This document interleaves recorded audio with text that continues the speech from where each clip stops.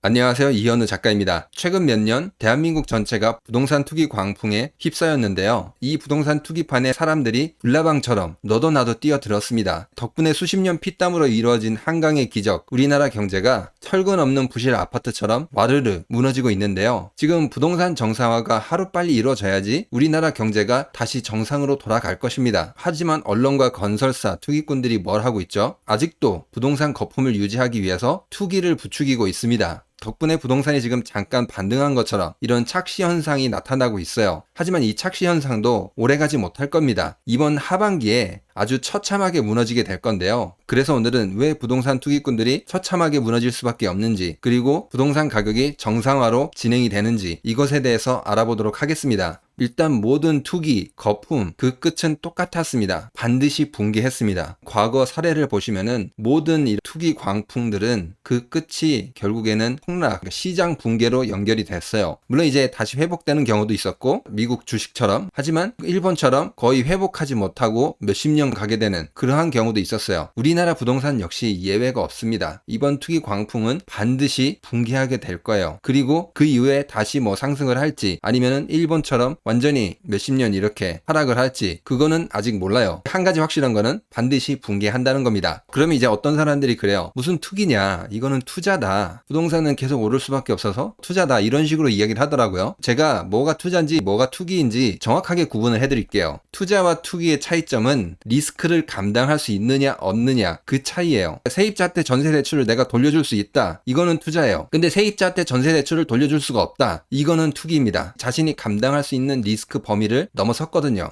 내가 대출 이자를 내고 나서 거의 생활이 안 되거나 오히려 마이너스다. 이런 사람들은 그냥 투기예요. 투자가 아닙니다. 대출 이자를 갚고도 혹은 내가 직장을 잃어도 원금이나 이자를 갚을 수 있다. 이거는 투자예요. 구분을 정확히 하셔야 돼요. 그런데 지금 우리나라에 투기를 한 사람들이 지금 엄청나게 많습니다. 투기를 넘어 사기를 친 사람들도 있어요. 아무튼 탐욕에 휩싸여서 투기를 하신 분들은 지금 적어도 300만 명, 그 안에서 175만 명은 거의 뭐 마이너스인 상태, 그 상태입니다. 그러니까 300만 명이 넘는 사람들이 투기를 했으니까 이 결말은 지금 똑같다는 거예요. 지금 대한민국 인구에서 얼마나 많은 사람들이 투기를 했다는 거예요. 300만 명이면은 엄청나죠. 혼자가 아니라 식구들도 있을 텐데 거의 뭐 1000만 명이 될 수도 있어요. 그렇기 때문에 대한민국 전체가 미쳤던 거고 그 결말은 과거와 똑같이 흐르게 될 것입니다. 그러면 왜 붕괴될 수밖에 없냐? 그 원인에 대해서, 그러니까 트리거에 대해서 조금 더 자세하게 말씀드리도록 하겠습니다. 일단 지금 원유 가격이 많이 오르고 있거든요. 제가 최근 들어서 원유 가격에 대해서 자주 언급을 하고 있어요. 이게 왜냐면은 결국에는 유가가 물가고 물가가 금리다. 이렇게 연결이 되거든요. 제가 2022년 금리를 올리기 전에도 유가 폭등할 때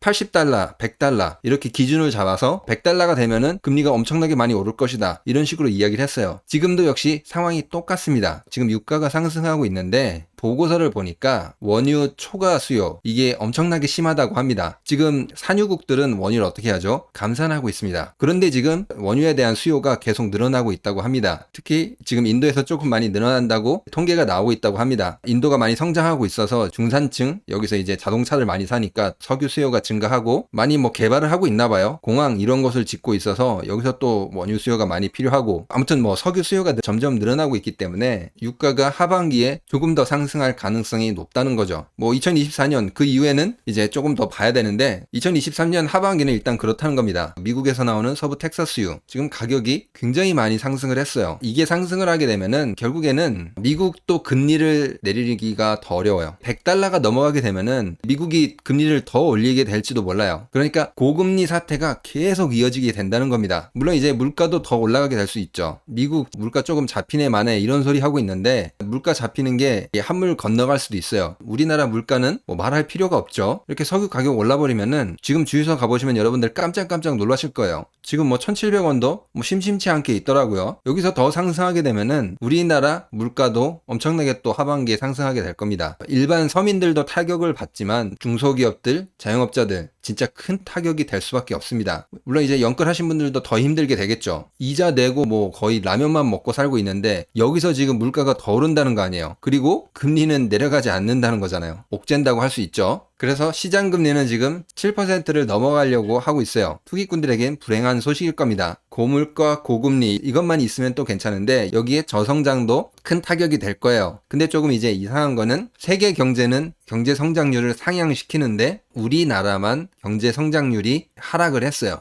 IMF에서 전망하기를. 이렇게 되면 어떻게 된다는 거예요? 우리나라만 망한다는 거죠. 아무튼 이런 식으로 유가가 더 올라가게 돼서 물가를 자극하고 금리 역시 올라가고 또 저성장이 이어지게 되면은 결국에 마지막에 갈 곳은 경매밖에 없습니다. 지금 이미 경매가 엄청나게 빠르게 폭증하고 있죠. 지역별로 보시면은 서울, 경기, 인천 이런 식으로 많이 있습니다. 그러니까 이제 똘똘한 한 채 서울, 경기, 인천 수도권에 막 투기가 갭 투자가 집중되는 그런 현상이 있었잖아요. KB 자료에서는 서울 같은 경우에는 전세를 끼고 한 갭 투기가 거의 50%가 됐잖아요. 거의 절반이 됐는데 그런 것처럼 이런 곳에서 먼저 무너지게 된다는 겁니다. 경매가 앞으로 더 늘어날 수밖에 없는 게 은행들의 연체율이 계속 올라가고 있잖아요. 이 연체율이 올라간다는 거는 결국에는 연체를 한 사람들의 담보, 부동산이 어떻게 된다는 거예요? 경매로 넘어가게 된다는 겁니다. 은행 같은 경우에는 연체율을 줄이기 위해서 부실 채권을 정리하기 위해서 경매로 넘겨버리고 원금을 회수해버리겠죠. 이렇게 되면은 경매가 더더욱 많이 쏟아질 거예요. 그러니까 은행들이 얄짤없이 경매로 넘긴다는 거예요. 본인들의 연체율을 관리하기 위해서. 그러니까 이번 거품 역시 반드시 붕괴할 수밖에 없다. 그 말입니다. 아무리 어떻게 막는다고 해도 지금 막아질 수가 없는 상황이에요. 그리고 또 이제 어떤 분들이 아니다. 금리가 올라가도 상승할 수가 있다. 지금 미국 봐라. 금리가 올라가는데 오히려 지금 주택가격지수 이거는 상승하고 있지 않냐. 이렇게 이야기하시는 분들이 있더라고요. 이거는 경제를 전혀 모르시는 분들이 그냥 내 부동산만 오르면 좋겠다. 그렇게 말하는 거하고 똑같아요.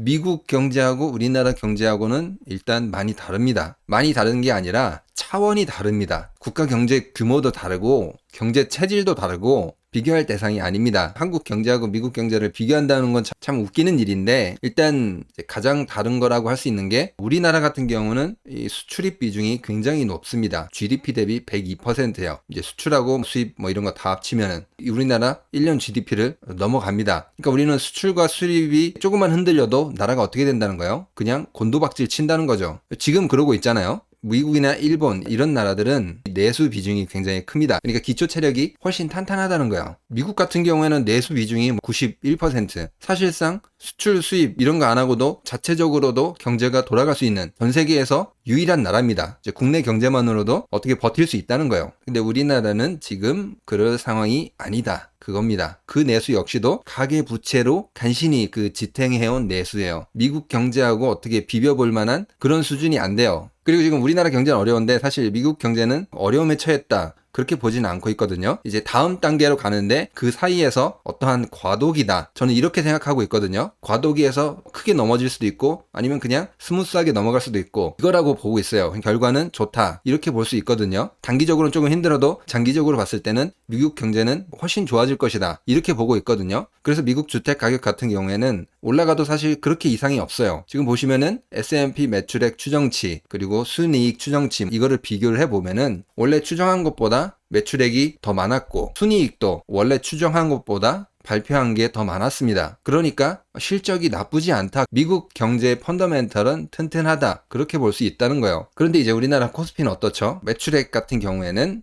추정치라든지 발표치가 거의 차이가 없고 순이익도 마찬가지고 비슷합니다. 상황이 그렇게 낙관적이지 않다. 그 말이에요. 그렇기 때문에 미국 주택 가격이 금리가 올랐음에도 이렇게 약간 상승한 거는 어느 정도 납득할 만해요. 하지만 우리나라는 이렇게 리스크를 감당할 수 없을 정도로 이런 투기 거품으로 지탱해 왔어요. 그리고 기업들의 기초 체력 역시 좋지 않습니다. 그냥 거품은 반드시 붕괴하게 될 겁니다. 아무튼 오늘은 투기꾼들이 망하게 될 수밖에 없는 이유 이런 것들을 알아보았습니다. 그러면 오늘 영상은 여기서 마치도록 하겠습니다. 멤버십으로 후원해주신 분들 정말 감사드립니다. 앞으로도 정직하게 영상을 만들도록 하겠습니다. 그러면 구독과 좋아요, 알람 설정 그리고 응원의 댓글은 영상을 만드는데 많은 힘이 됩니다. 감사합니다.